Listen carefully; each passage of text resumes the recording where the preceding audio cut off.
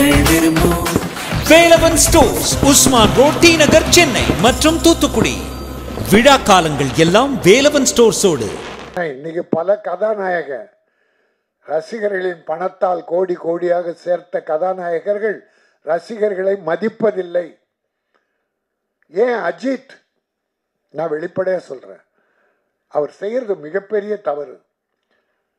தன்னை வாழ வைக்கிற கோடான கோட்டீஸ்வரர் ஆக்கிய ரசிகர்களை மதிக்கிறதில்ல, பார்க்கறதில்ல, பழகிறதில்ல. விஜய் ரசிகர்களுக்கு மரியாதை, அவருக்கு அவர் பலன்தான். இப்போ அரசியலுக்கு வர்றார், அதுக்கு யார் காரணம்?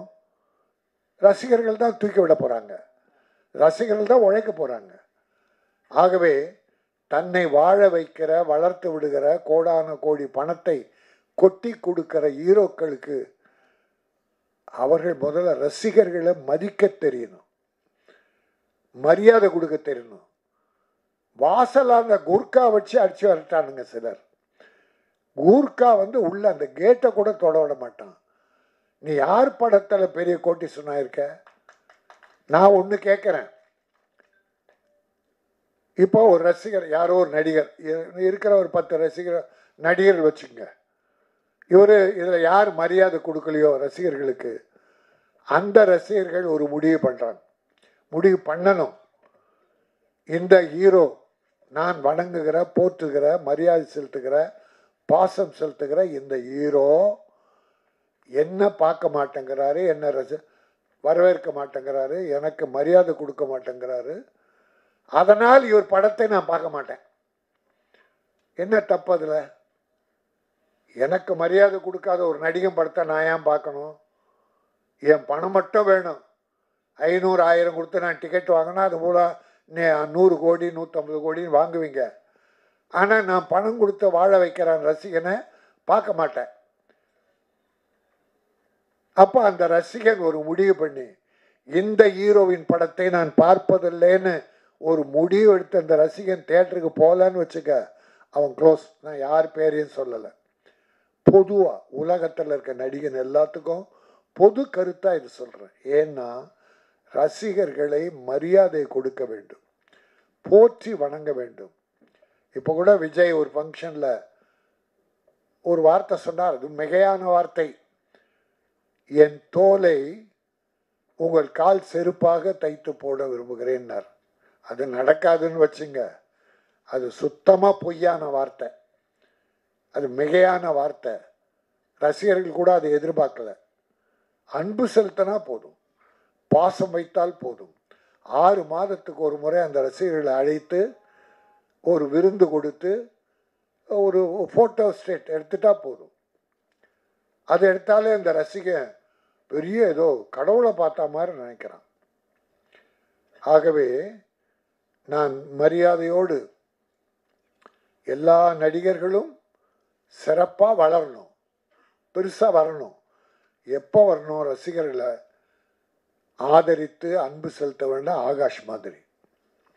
நான் இந்த மேடையை பயன்படுத்தி, ஏனென்றால் என் தம்பி ஆகாஷ் மேடை, அது என்னுடைய மேடை. அதனாலே நான் பொது கருத்து, இது சினிமா நல்லா இருக்கணும்னு நினைக்கிறேன், எல்லாரும் ஒன்றா இருக்கணும்னு நினைக்கிறேன். சின்ன ப்ரொடியூசர்லாம் எப்படியாவது போங்க, நாங்கள் பெரிய ஆட்கள் மட்டும் பெருசாக வர்றோம்னு நினைக்கிறாம எல்லாரும் ஒன்றா இருக்கணும். இப்போ ஒரு விஷயம் 1 மாதமாக சினிமாவை அசிங்கப்படுத்திக்கிட்டு இருக்கு. ஒன்று, நம்ம அமீர், இயக்குனர் அமீர், சிவகுமார் குடும்பம், ஞானவேல் ராஜா, பருத்தி வீரன் படம். முதல்ல ஞானவேல் ராஜா படம் ஆரம்பித்து அது நீண்ட நாளாக ஷூட்டிங் போகுதுன்னு பாதியில் படத்தை நான் பண்ண மாட்டேன்னு சொல்லி அமீரே கடன் வாங்கி படத்தை முடித்த பிறகு ஒரு பஞ்சாயத்து ப்ரொடியூசர் கவுன்சிலில் வச்சு அதை ஞானவேல் ராஜாவுக்கு கொடுத்துட்றாரு. ஒரு 1.25 கோடி என்னமோ ஞானவேல் ராஜா அமீர் கொடுக்கணும் அப்படின்னு ஒரு பஞ்சாயத்து. ஆனால் படம் போச்சே தவிர வெற்றி. நம்முடைய கார்த்தி இன்னைக்கு பெரிய ஹீரோவாக விளங்குறாருன்னா அது அமீர் தான் காரணம், அது யாராலும் மறுக்க முடியாது. ப்ரொடியூசர் ரொம்ப முக்கியம் இல்லைன்னு சொல்ல, பஞ்சாயத்து படி பணம் கொடுக்கல, கோர்ட்டில் இருக்குது. ஆனால் கார்த்திக் கூட 25வது படத்தில் விழாவில் பிரச்சனை வருது. ஏன் அமீரை கூப்பிடல? நாங்கள் கூப்பிட்டா அவர் வரல. அமீர்கிட்ட கேட்டால் மரியாதையாக கொடுக்கல. பெரிய மரியாதை கொடுத்து அமீரை அழைத்திருக்க வேண்டும். சரி, நடந்து போச்சு. அதை போய் இவங்க வாதம் அவங்க வாதம், சிவகுமார் குடும்பம் எல்லாத்தையும் பேசி இன்னைக்கு ஒரு மாதம் அதுவே பிரச்சனை ஆயிடுச்சு. அது சினிமாவுக்கு மிகப்பெரிய கேவலம். நான் சிவகுமாரை மரியாதைக்குரியவர். அவர் நினைச்சா இன்னைக்கு அதை முடிச்சிடலாம். இந்த அமீர் கொடுக்கணும்னு நினைச்ச பணம் பெரிய பணமே இல்லை. இன்னைக்கு 15 கோடியே என்னமோ கார்த்திக் வாங்குறார். 1.25 கோடியே ஏதோ பஞ்சாயத்து போல் இருக்கு. Council panchayat, producer council. அதை இன்னைக்கு எடுத்து மரியாதையோடு கொடுத்து ஒரு வணங்கி அமீருக்கு ஒரு அவருக்கும் ஒரு வாழ்வு, கார்த்திக்கும் ஒரு நன்றி கடன், அது சிறப்பாக இருக்கும். ஆகவே இதை தீர்த்து வைக்க சிவகுமார் அவர்களை நான் வேண்டி கேட்டுக்கொள்கிறேன்.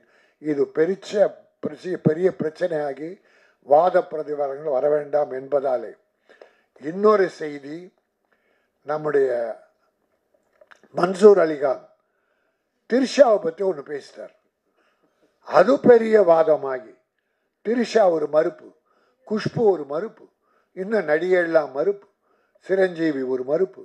அப்புறம் இவர் நம்ம மன்சூர் அலிகான், அவரை பேச விட்டா பேசிக்கிட்டே இருப்பார்.